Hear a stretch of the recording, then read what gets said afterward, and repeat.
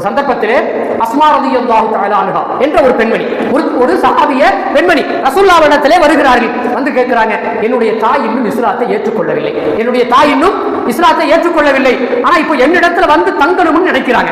யா ரசூலல்லாஹ், நான் என்ன செய்வது?